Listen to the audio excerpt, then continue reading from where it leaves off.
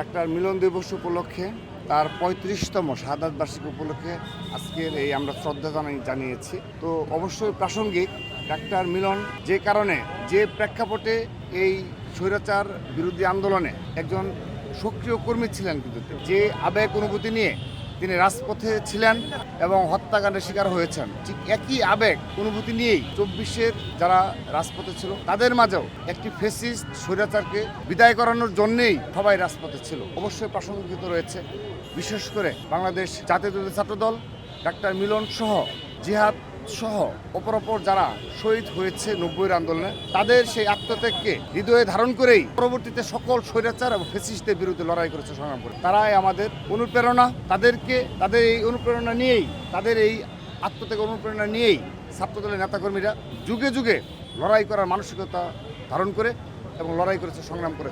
এবং পরবর্তীতে লড়াই সংগ্রাম শেষে যখন ছাত্রদলের সুযোগ হয়েছে, বাংলাদেশ বিনির্মাণে ছাত্রদল সেই ভূমিকা পালন করেছে। আমরা এখন সেই অবস্থায় রয়েছি। আমরা একটি লড়াই সংগ্রামের পর একটি স্বাধীন বাংলাদেশ পেয়েছি। সেই স্বাধীন বাংলাদেশে আমরা শিক্ষা, সংস্কৃতি, ক্রীড়ার ক্ষেত্রে ছাত্রদল উল্লেখযোগ্য ভূমিকা পালন করবে। সেই নতুন বাস্তবতায় আমরা উন্মুখভাবে আমরা অপেক্ষা করছি।